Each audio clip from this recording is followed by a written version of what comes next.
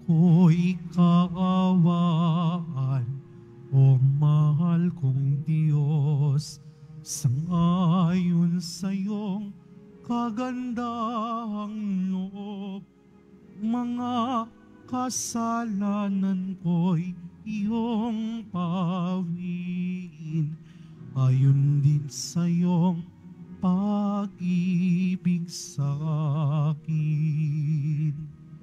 Linisin mo sana ang aking karunungan at patawarin mo ang aking kasalanan. Ako'y kaawaan, o mahal kong Diyos, sangayon sa iyong kagandahang loob, mga kasalanan ko'y iyong pawiin, ayon din sa iyong pag-ibig sa akin. Sa ngalan ng Ama at ng Anak at ng Espiritu Santo. Amen. Sumainyo ang Panginoon. At sumaiyo rin. Mga kapatid, aminin po natin ang ating mga kasalanan upang marapat tayong gumanap sa banal na pagdiriwang. Inaamin ko sa makapangyarihang Diyos at sa inyo mga kapatid, na lubha akong nagkasala sa isip, sa salita at sa gawa at sa aking pagkukulang.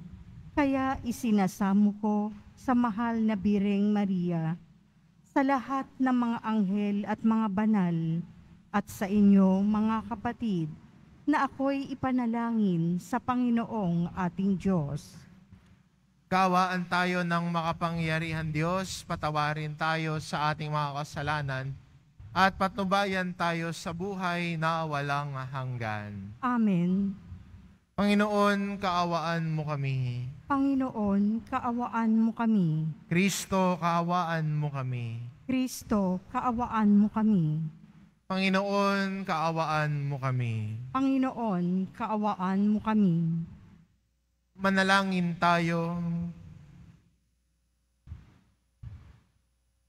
Ama naming makapangyarihan, itaguyod mo ang aming kalooban, pakundangan sa iyong pagmamahal, sapagkat hindi ka namin mabigyang kasiyahan kapag kami ay hindi mo kinakatigan.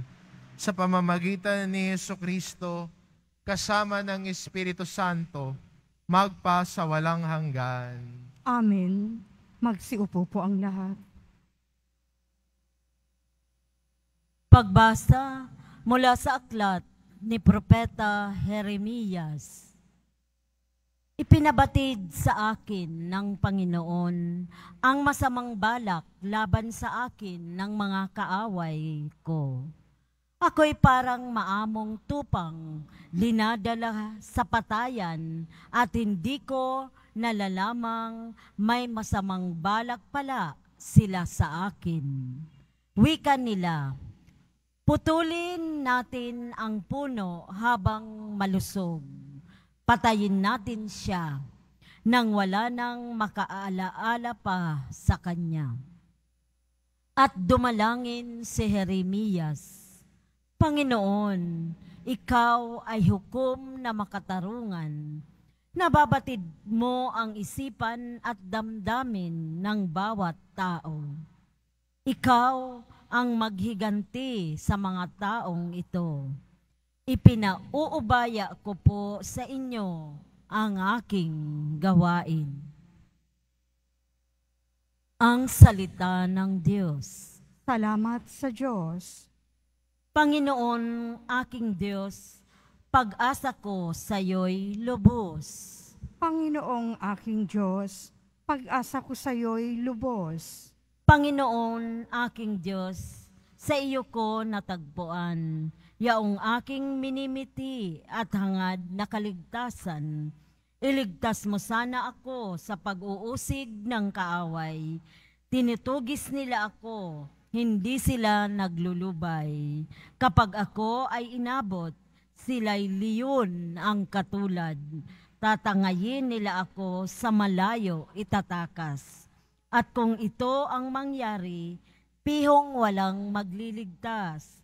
Dudurugin nila ako, lulurayin walang habag. Panginoong aking Diyos, pag-asa ko sa iyo'y lubos. Humatol ka sa panig ko, yamang ako'y di masama. Pigilin ang di matuwid sa kanilang mga gawa. Yaon namang mabubuti ay bigyan ng gantimpala. Yamang ikaw, Panginoon, ay ang Diyos na dakila at sa iyo ay dilingid ang laman ng puso't diwa. Panginoong aking Diyos, pag-asa ko sa iyo'y lubos. Ikaw rin po, Panginoon, ang sa akin nag-iingat. Ang lahat ng masunod rin sa iyo ay naliligtas. Ikaw ang Diyos na matuwid, isang hukom na matapat, laging handang magparusa sa sinumang gaway linsad. Panginoong aking Diyos, pag-asa ko sa iyo'y lubos. Magsitayo po ang lahat.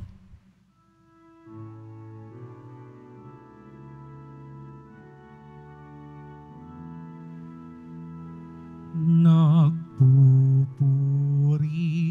kami sa'yo, Panginoong Jesucristo. Nagpupuri kami sa'yo, Panginoong Jesucristo. Mapalad ang nag-iingat sa kaniyang pusong matapat, ng salitang nagbubuhat sa poong Diyos ng liwanag, sa tiyagay aaning ganap. Nagpupuri kami sa'yo, Panginoong Jesucristo. Sumainyo ang Panginoon. At sumaiyo rin. Ang mabuting balita ng Panginoon ayon kay San Juan. Papuri sa iyo, Panginoon. Noong panahong iyon, marami sa mga nakarinig kay Jesus ang nagsabi, "Tunay ngang ito ang propetang hinihintay natin. Ito nga ang Mesiyas," sabi ng iba. Ngunit sumagot naman ng iba, "Maaari bang magmula sa Galilea ang Mesiyas? Hindi ba sinasabi ng kasulatan na nagmumula ang Mesiyas sa lipi ni David at sa Bethlehem na bayan ni David ipinanganak?" Magkakaiba ang palagay ng mga tao tungkol sa kanya. Ibig ng ilan na dakpin siya, ngunit wala namang nangahas humuli sa kanya. Ang mga kawal na bantay sa templo ay nagbalik sa mga punong saserdote at sa mga pariseo. "Bakit hindi ninyo siya dinala rito?" tanong nila sa mga bantay. Sumagot sila, "Wala pa pong nagsalita ng gaya niya." "Kayo man ba'y nalinlang din?" tanong ng mga pariseo. "Meron bang pinuno o pariseyong naniniwala sa kanya?" "Wala, mga tao lamang na walang nalalaman sa kautusan ang naniniwala sa kanya, mga sinumpa." Isa sa mga naroon ay si Nicodemo, na nagsadya kay Jesus nung una. Tinanong niya sila, "Labag sa ating kautusan na hatulan ang isang tao nang di muna nililitis at inaalam kung ano ang kanyang ginawa, hindi ba?" Sumagot sila, "Ikaw ba'y taga Galilea rin? Magsaliksik ka't makikita mo na walang propetang nagmumula sa Galilea at umuwi na ang bawat isa. Ang mabuting balita ng Panginoon. Pinupuri ka namin, Panginoong Hesukristo. Magsiupo po ang lahat.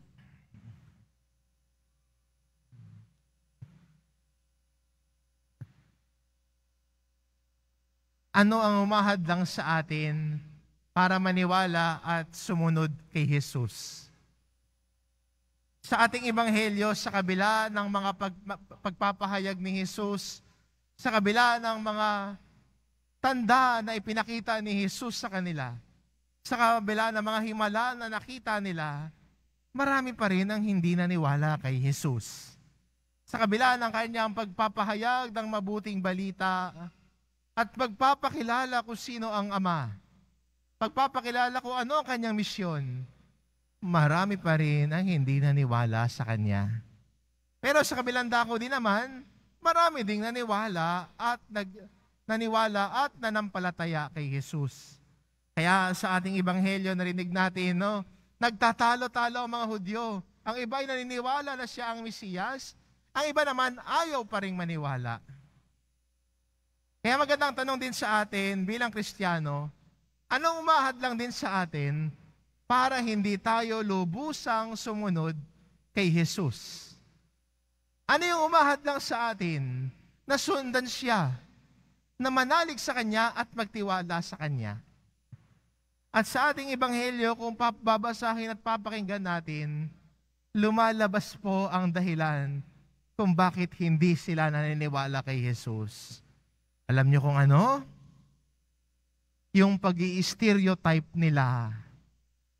Minsan yung sa kanilang isip sarado. Ayaw na nilang makinig. Ayaw na nilang buksan ang isip nila para pakinggan ang pinapahayag ni Jesus. Ito na yung alam nila. Ito lang yung gusto nilang pakinggan. Pero ayaw nilang buksan ng tenga sa pakikinig. Ano ba ang kanilang pinag-aawayan? Kaya ayaw nilang maniwala kay Jesus. Kung babalikan natin ang ebanghelyo, 2 beses nilang inulit, walang propetang nagmumula sa Galilea. Yan yung stereotype nila. Yan yung iniisip nila, ay, walang propeta nang gagaling sa Galilea. Kahit si Jesus dito hindi immune. Kahit nga ho, si Nathanael ay sinabi, may nagmumula bang mabuti sa Nazaret? Pero sa mga nakakita at naniwala, alam nila that even Christ can break our stereotypes. Even Christ can break our stereotypes. Kaya kung hahayaan natin na basagin ni Jesus ang kaliitan at minsay karupukan ng ating pag-iisip, yung ating stereotyping sa bawat isa, pag-generalize natin sa bawat isa, na nagiging hadlang para sa atin na pakinggan ang salita ng Diyos at tignan ang bawat isa bilang kapwa. Siguro ito yung magandang i-let go sa ating paglalakbay sa panahong ito ng Kwaresma. I-let go ang stereotyping sa bawat isa. Minsan may napansin po ako, minsan may nagsisimba ho rito, at habang nagsisimba ho siya, yakap na yakap ho siya sa kanyang bag. Wala naman siguro ngayon dito, At ang tinitignan ko siya, parang yakap na yakap siya sa kanyang bag, yung backpack niya nasa harap, at nakaganon siya. At kahit wama namin, nakaganon pa rin siya sa bag niya, yakap na yakap po siya. Siguro ang iniisip ko, bakit kaya siya yakap na yakap sa bag niya? Iniisip kaya niya na yung katabi niya ay dudukutan siya.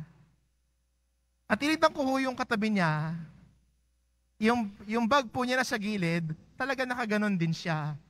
So nakita ko silang dalawa, quits lang sila, pareho sila nag-iisipan nanakawan nila ang bawat isa. No? Quits lang din ho sila. Pero minsan, yung stereotype natin at panghuhusga sa kapwa, yun din ang naghahadlang para makipagdaupang palad tayo at tignan ang kapwa natin bilang siya mismo. Minsan, ang isip pa natin ang nagdadala sa atin sa kapahamakan. Hinuhusgahan na natin yung tao na hindi pa natin siya nakikilala. Marami na tayong iniisip tungkol sa kanya ni hindi pa nga natin siya nakakausap. Tignan mo katabi mo. Wala akong sinasabi. Minsan, yung tao sa tabi natin, ayaw natin siyang tignan kasi sa isip pa lang natin, pinag-iisipan na natin siya ng masama. At yan ang din ang naging hadlang ng mga Pariseo at Eskriba na sana'y makilala si Jesus.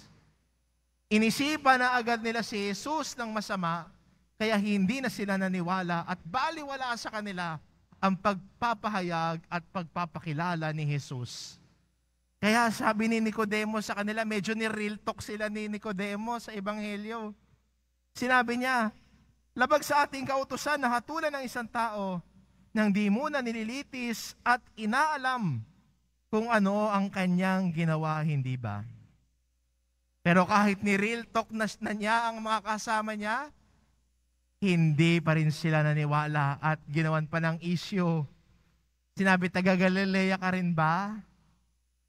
Kampi ka ba sa kanya? Ayaw maniwala. Ayaw buksan ng isip dahil sa stereotypes at panghuhusga sa kapwa. Kaya maganda rin itanong, sa kanila ito yung balakid nila sa pagsunod kay Jesus. Tayo ba bilang mga Kristiyano ngayon, ano ang balakid natin sa pagsunod at pagkilala kay Jesus? Ano yung mga balakid natin para hindi natin makita si Jesus? Hindi natin siya mapakinggan o hindi natin siya makilala. At sana, alam ko, iba sa atin, iniisip na, ay ito siguro, parang ito yung balakid ko para sumunod kay Jesus. Kayo makakasagot ng tanong na yan. At sana ang mga balakid na yan ay ilagay natin sa harapan ng Panginoon at hilingin natin, Panginoong Jesus Nazareno, wasakin mo ang mga balakid ko para ako'y sumunod at makinig sa iyo. Nang sa gayon, buong puso akong manalig, buong puso akong manampalataya, buong puso akong tumugon sa tawag mo sa akin na sumunod sa iyo. Amen. Magsitayo po ang lahat.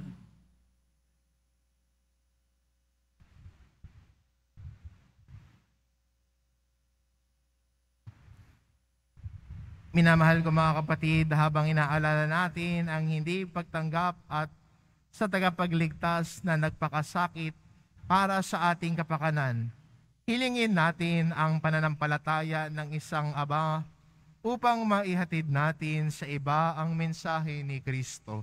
Ang ating itugon, ikaw ang aming lakas, O Panginoon.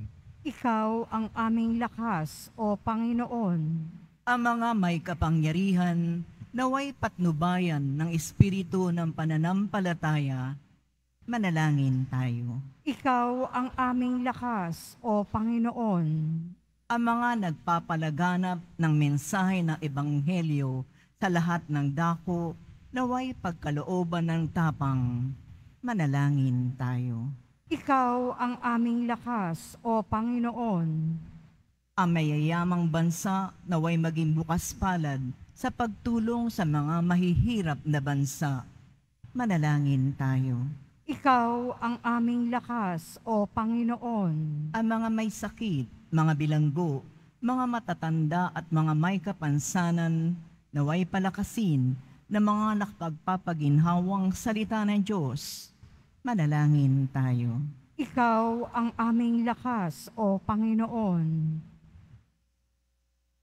Ama ng lahat, sinugo mo ang iyong bugtong na anak upang kami ay higit na ilapit sa iyo. Patnubayan mo kami sa aming misyon na palaganapin ang aming pananampalataya Hinihiling namin ito sa pamamagitan ni Kristo na aming Panginoon. Amen. Magsiupo po ang lahat.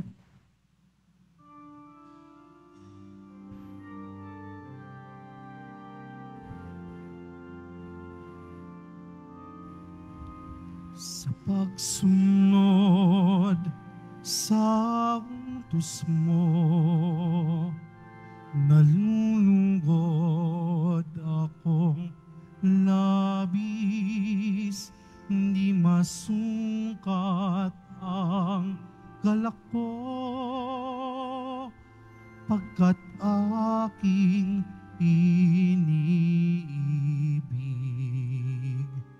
Sa'yo, Ama, aming handog, ang tinapay at alak na ito, handog ng iyong bayang sumasamot,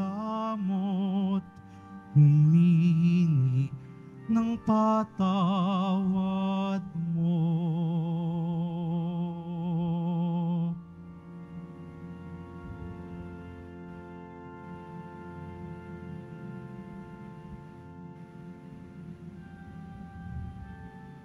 Magsitayo po ang lahat. Manalangin kayo mga kapatid, upang ang paghahain natin ay kalugdan ng Diyos amang makapangyarihan. Tanggapin nawa ng Panginoon itong paghahain sa iyong mga kamay, sa kapurihan niya at karangalan, sa ating kapakinabangan at sa buong sambayanan niyang banal. Ama naming lumikha, malugod mong pagtanggap sa aming mga alay, ang aming kaloob ay nahiratin sa pagsuway, ay mapanginuhod nawang sumunod sa iyo sa pamamagitan ni Hesukristo kasama ng Espiritu Santo magpasawalang hanggan. Amen. Sumainyo ang Panginoon. At sumaiyo rin. Itaas sa Diyos ang inyong puso at diwa. Itinaas na namin sa Panginoon. Pasalamatan natin ang Panginoong ating Diyos. Marapat na siya ay pasalamatan. Ama naming makapangyarihan, tunay ngang marapat na ikaw ay aming pasalamatan sa pamamagitan ni Hesukristo na aming Panginoon. Sa aming kusang pagtitiis ng hirap, tinutulungan mong aming maitumpak ang kinamihas ng pagsalungat sa pananagutang iyong iniatas. Sa aming pagtulad sa anak mong mahal na nagpakasakit para sa tanan, ang pagsisikap namin iyong kinalulugdan at ang pagpapakabuti namin iyong ikinararangal. Kaya kaisa ng mga anghel na nagsisiawit ng papuri sa iyo, nang walang humpay sa kalangitan, kami nagbubunyi sa iyong kadakilaan. Santo, Santo, Santo, Panginoong Diyos ng mga hukbo, napupuno ang langit at lupa ng kadakilaan mo, o sana sa kaitaasan, pinagpala ang naparirito sa ngalan ng Panginoon, o sana sa kaitaasan. Magsiluhod po ang lahat. Ama naming banal, ikaw ang bukal ng tanang kabanalan, kaya't sa pamamagitan ng iyong Espiritu gawin mong banal ang kaloob na ito, upang para sa amin maging katawan at dugo ng aming Panginoong Hesukristo. Bago niya pinagtiis ang kusang loob na maging handog, hinawakan niya ang tinapay, pinasalamatan kanya.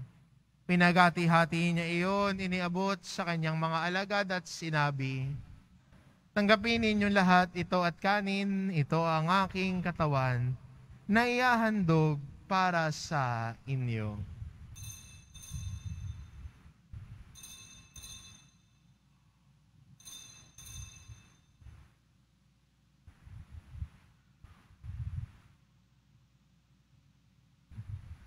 Gayun din naman na matapos ang hapunan, hinawakan niya ang kalis. Muli kanyang pinasalamatan. Iniabot niya ang kalis sa kanyang mga alagad at sinabi, "Tanggapin ninyo lahat ito at inumin. Ito ang kalis ng aking dugo, ng bago at walang hanggang tipan. ang aking dugo na ibubuhos para sa inyo at para sa lahat, sa ikapagpapatawad ng mga kasalanan. Gawin ninyo ito sa pag-alala sa akin.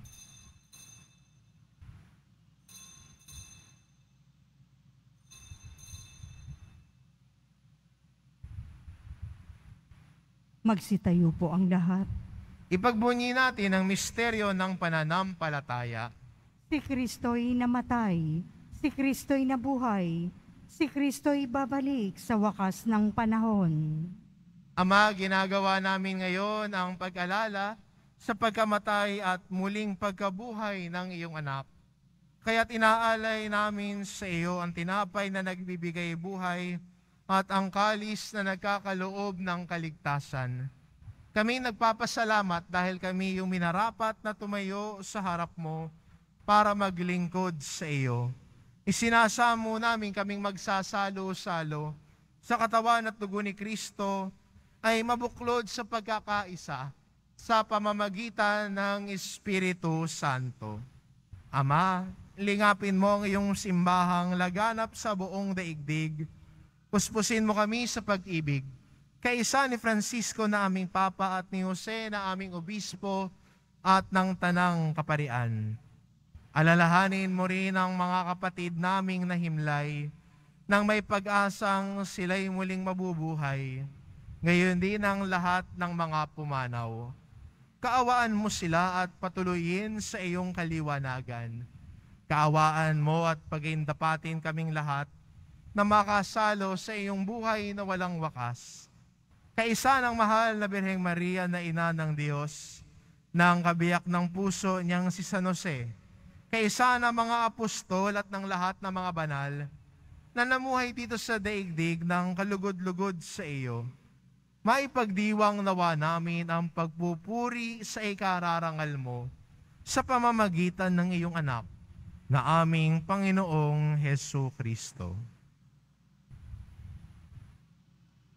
Sa pamamagitan ni Kristo, kasama niya at sa Kanya, ang lahat ng parangal at papuri ay sa iyo, Diyos amang makapangyarihan, kasama ng Espiritu Santo, magpa sa walang hanggan. Amen. Sa tagubilin ng mga nakagagaling na utos at turo ni Jesus na Panginoon natin at Diyos, ipahayag po natin ng lakas loob. Ama namin, sumasalangit ka, sambahin ang ngalan mo, mapasa amin ang kaharian mo, sundin ang loob mo dito sa lupa para nang sa langit. Bigyan mo kami ngayon ng aming kakanin sa araw-araw at patawarin mo kami sa aming mga sala para nang pagpapatawad namin sa nagkakasala sa amin at huwag mo kaming ipahintulot sa tukso at iadya mo kami sa lahat ng masama. Hinihiling namin kami adya sa lahat ng masama, pagkalooban ng kapayapaan araw-araw, iligtas sa kasalanan, at ilayo sa lahat ng kapahamakan.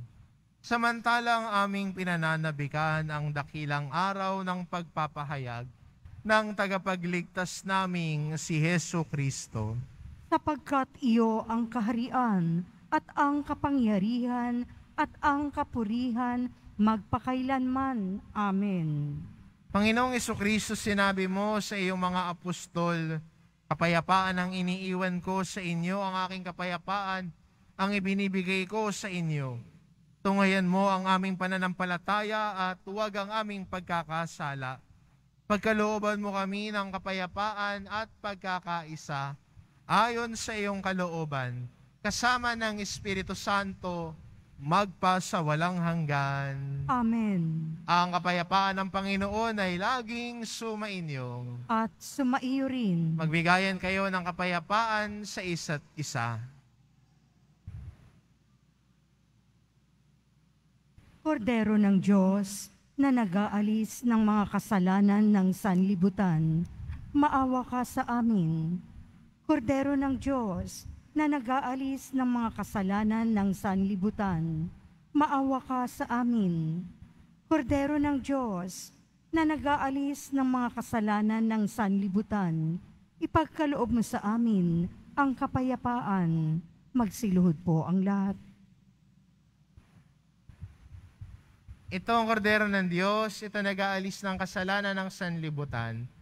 Mapalad ang mga inaanyayahan sa kanyang piging. Panginoon, hindi ako karapat-dapat na magpatuloy sa iyo, ngunit sa isang salita mo lamang ay gagaling na ako.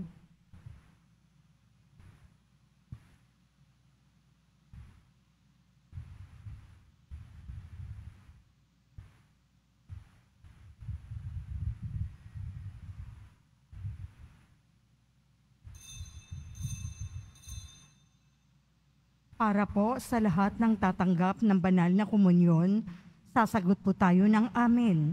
Pagkasabi ng pari o ng lay minister ng katawan ni Kristo at isubo agad sa bibig bago umalis sa harapan ng pari o lay minister. Sumunod po tayo.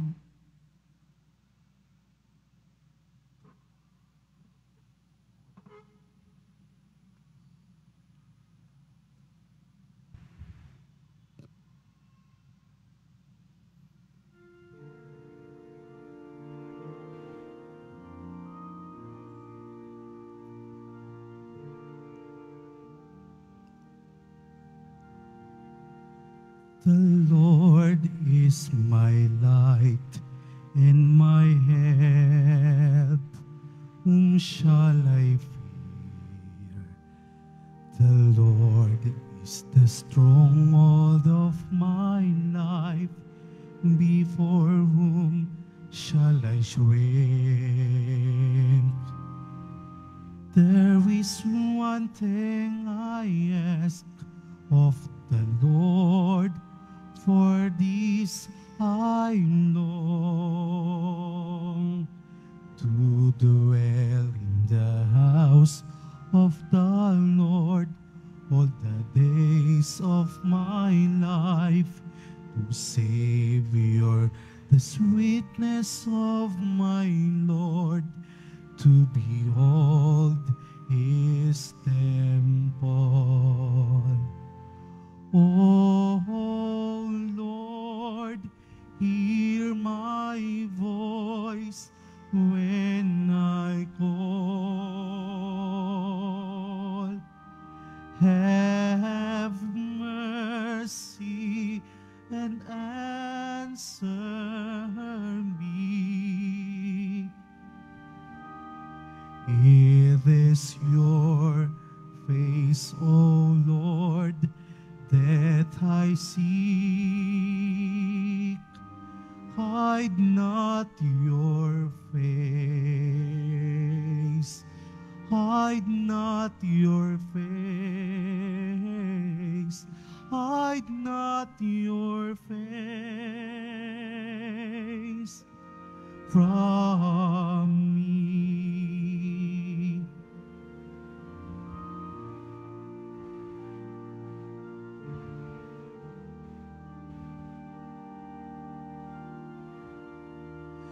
The Lord is my light and my help. Whom shall I fear? The Lord is the stronghold of my life. Before whom shall I shrink? There is one thing I ask of the Lord, for this I long to dwell in the house of the Lord all the days of my life, to Savior, the sweetness of my Lord, to behold His temple. Oh Lord, hear my voice when I call. Have mercy and answer me. It this your face, O Lord, death I seek. Hide not your face, hide not your face, hide not your face from me.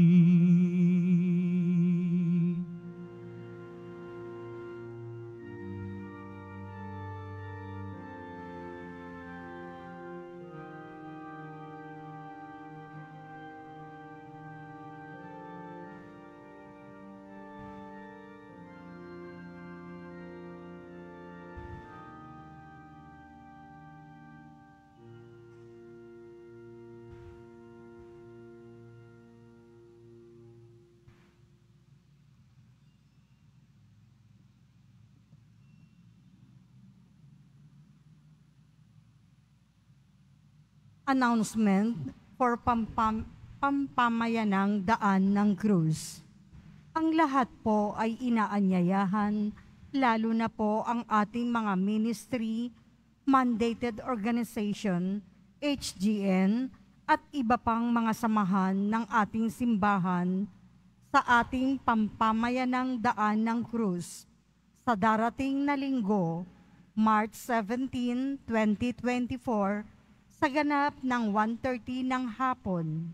Magdala po tayo ng ating mga sariling krus. Makiisa po tayo. Inihahandog po ng simbahan ng Quiapo ang ating opisyal na imahin ni Jesus Nazareno. Ang large size ay nagkakahalaga ng 25 pesos.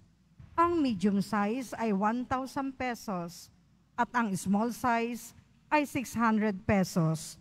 Ang mga ito po ay mabibili lamang sa ating Parish Finance Office.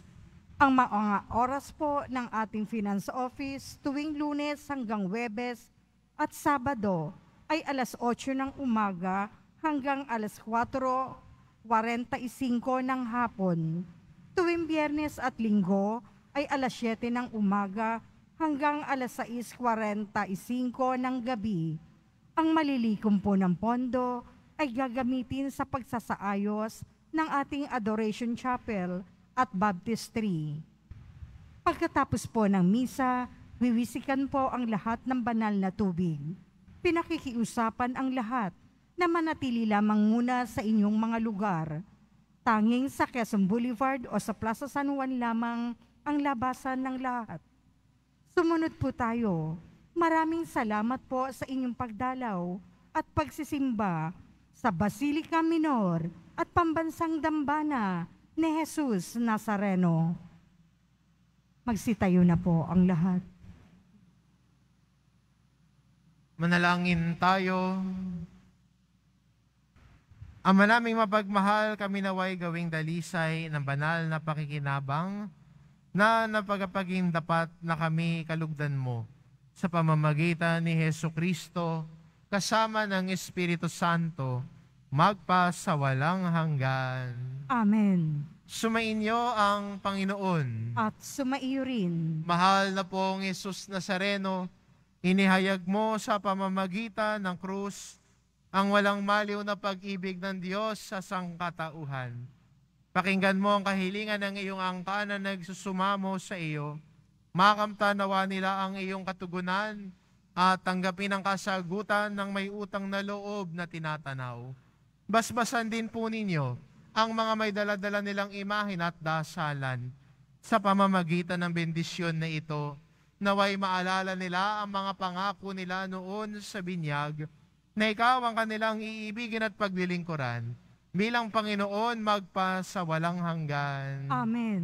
At pagpalain kayo ng ating mapagmahal na Diyos, ang Ama, at ang Anak, at ng Espiritu Santo. Amen. Umayo kayo, taglay ang kapayapaan ng poong Jesus Nazareno. Salamat sa Diyos.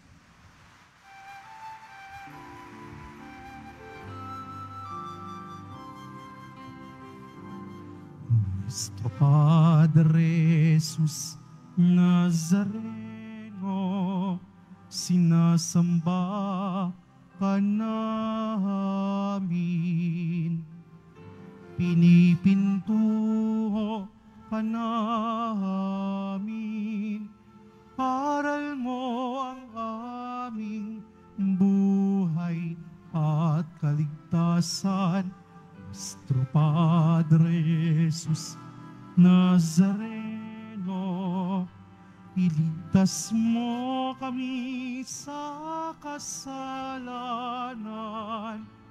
Ang krus mong kinamatayan ay sagisag ng aming kaligtasan. Nuestro Padre Jesus Nazareno,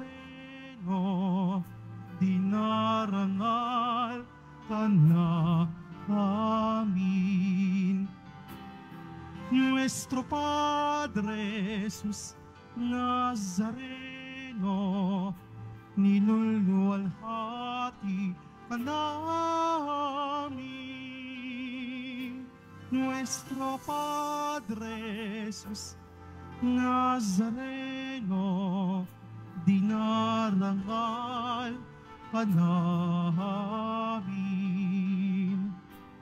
Nuestro Padre Jesus Nazareno, niluluwalhati